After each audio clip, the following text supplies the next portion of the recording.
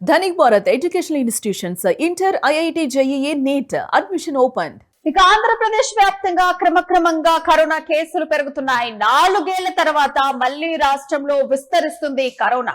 రాష్ట్ర వ్యాప్తంగా కూడా ఇప్పటి వరకు 19కి చేరుకున్నాయి కరోనా కేసులు. అలాగే మొత్తంగా 10 జిల్లాలకు పాకింది కరోనా. అత్యధికంగా కూడా ఎక్కువగా కడప జిల్లాలో 8 కేసులు నమోదయ్యాయి. ఇటు గుంటూరు, కాకినాడ జిల్లాలో 2 చొప్పున కేసులు నమోదయ్యాయి.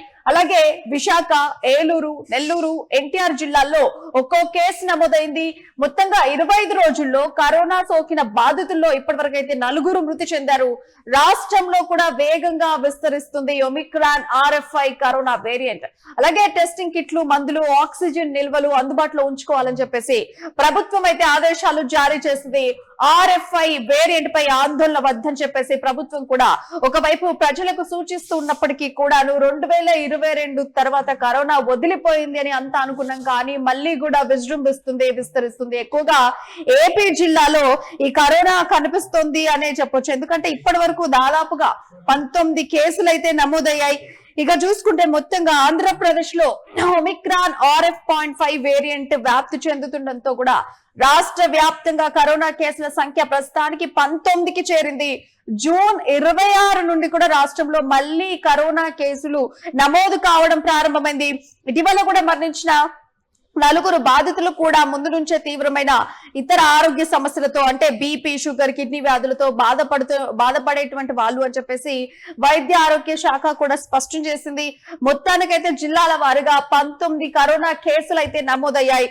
వైఎస్ఆర్ కడప జిల్లాలో 8 కేసులు, గుంటూరు జిల్లాలో 2 కేసులు, కాకినాడ జిల్లాలో 2 కేసులు, అలాగే విశాఖపట్నం జిల్లాలో 1, ఏలూరు జిల్లాలో 1, ఎన్టీఆర్ జిల్లాలో 1, శ్రీ పొట్టి శ్రీరాములు నెల్లూరు జిల్లాలో 1, పార్వతీపురం, మన్యం, తూర్పు గోదావరి, బాపట్ల జిల్లాలలో 1 కేసు చొప్పున నమోదైంది. సో మొత్తానికైతే ఇది కనుక చూసుకుంటే దీని యొక్క వేరియంట్ లక్షణాలు ఎలా ఉంటాయి అంటే, పూణేలోని జాతీయ వైరాలజీ సంస్థ చేసిన జీనోమ్ సీక్వెన్స్ పరీక్షల్లో ఈ యొక్క కొత్త వేరియంట్ అయితే గుర్తించారు. దీని యొక్క సాధారణంగా లక్షణాలు, ఈ వేరియంట్ యొక్క లక్షణాలు ఎలా ఉంటాయంటే, గొంతు నొప్పి కానీ, తీవ్రమైన దగ్గు, అలాగే జ్వరం, తలనొప్పి, ముక్కు కారణం లేదంటే ముక్కు మూసుకుపోవటం, తీవ్రమైన అలసట, బాడీ పెయిన్స్, ఇలాంటివన్నీ కూడా ఈ కొత్త రకం ఒమిక్రాన్ RF.5 వేరియంట్ అయితే లక్షణాలు ఉంటాయని చెప్తున్నారు. ఇప్పుడు వచ్చినటువంటిది పూర్తి కరోనా లాగా ప్రభావితం చేయదు. RF.5 వేరియంట్ లక్షణాలు ఈ విధంగా ఉంటాయి. ఇది అంత సీరియస్ కాదు అనేది అయితే ఒక దిక్కు చెప్తున్నప్పటికీ కూడా ప్రజల్లో ఆ భయం, ఆందోళన మాత్రం ఎటు కూడా తగ్గట్లేదు. సో మొత్తానికైతే రాష్ట్రంలోని అన్ని ప్రభుత్వ హాస్పిటల్స్ లలో టెస్టింగ్ కిట్లు, అలాగే అవసరమైనటువంటి మెడిసిన్, ఆక్సిజన్ నిల్వలను కూడా తగినంత సిద్ధంగా ఉంచుకోవాలని చెప్పేసి ఆరోగ్య శాఖ అయితే ఆదేశించినటువంటి పరిస్థితి. ఇక బోధన ఆసుపత్రుల్లో ముందస్తు జాగ్రత్తగా కూడా ఐసోలేషన్ వార్డులను, అలాగే ప్రత్యేక బెడ్లను కూడా సిద్ధం చేస్తున్నారు. వైపు ఈ ఒమిక్రాన్ RF.5 వేరియంట్ సాధారణ వేరియంట్ల లాంటిదేనని చెప్పి, దీని వల్ల ప్రమాదం తక్కువ అని చెప్పేసి ప్రపంచ ఆరోగ్య సంస్థ, అలాగే రాష్ట్ర వైద్య నిపుణులు కూడా తెలుపుతున్నారు. కాబట్టి ప్రజలు భయపడకుండా కేవలం అప్రమత్తంగా ఉంటే సరిపోతుందని, వృద్ధులు అలాగే ఎవరికైతే దీర్ఘకాలిక వ్యాధిగ్రస్తులు ఉంటారో ఆ రద్దీ ప్రాంతాల్లో ఖచ్చితంగా మాస్కులు తప్పనిసరిగా ధరించాలి అని చెప్పేసి అయితే ఖచ్చితంగా సూచన చేస్తున్నారు. అయితే ఈ ఒమిక్రాన్ RF.5 అంటే ఏంటి అని అంటే ఒకసారి మనం చూద్దాం. ఇది విదేశాల నుంచి హఠాత్తుగా వచ్చినటువంటి ఒక కొత్త రకం వైరస్ కాదు అని చెప్పేశారు. సో మొత్తానికైతే ఇది గతంలో ప్రపంచాన్ని వణికించినటువంటి JN.1 వేరియంట్ నుండి సహజ సిద్ధంగా ఇది రూపాంతరం చెందినటువంటి ఒక ఉప వేరియంట్ అనేది చెప్తున్నారు. అయితే వైరస్ జన్యు క్రమంలో ఇలా JN.1 నుండి LF.7, PY.1 ఇలాగా దశల గుండా ప్రయాణించి ఇది లాస్ట్ కు RF.5 వేరియంట్ వరకు లాగా ఏర్పడిందని అయితే చెప్పడం జరుగుతుంది. అయితే ఇది 2 వేర్వేరు వైరస్లు కలిపి ఏర్పడిన రీకాంబినెంట్ జాత్ అయితే కాదు. కేవలం పాత వైరస్ ని తనను తాను మార్చుకుంటూ వచ్చినటువంటి ఒక సహజ పరిణామం మాత్రమే ఈ RF.5 వేరియంట్ అంటే అని చెప్తున్నారు.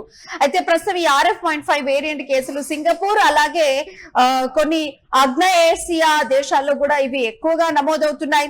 ప్రపంచ ఆరోగ్య సంస్థ ఈ వేరియంట్ వ్యాప్తిని అంతర్జాతీయ స్థాయిలో నిశితంగా కూడా గమనిస్తూ వస్తుంది.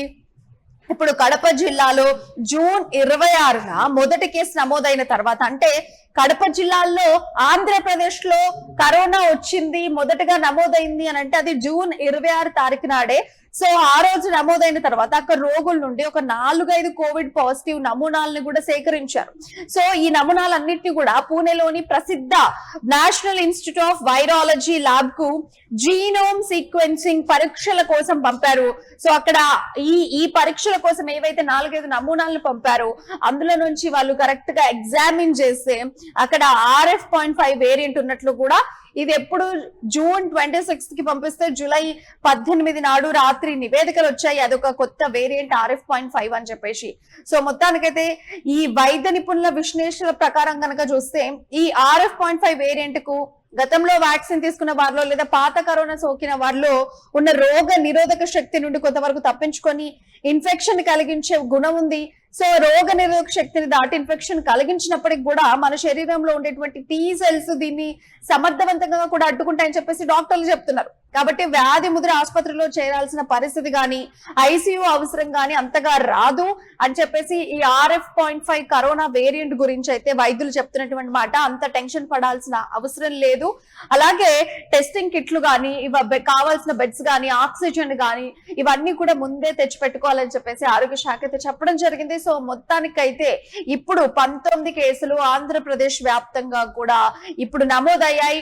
జూన్ 26న మొదలైనటువంటి ఈ కరోనా ఇప్పటి వరకు కూడా కొనసాగుతూ వస్తుంది. కాకపోతే ఇది కరోనాలో ఒక వేరియంట్ మాత్రమే, ఇది కరోనా ప్రభావితం చేసేంత ప్రభావితం ఇది చెయ్యదు అని చెప్పేసి అయితే ఇప్పుడు అటు అధికారులు ఇటు వైద్యులు అయితే చెప్తున్నటువంటి మాట. But anyway, be careful with corona. అందరూ కూడా మాస్క్ ధరించి వెళ్ళండి. కరోనా గురించి మరిన్ని అప్డేట్స్ కోసం మీరు చూస్తూనే ఉండండి. It's UTV.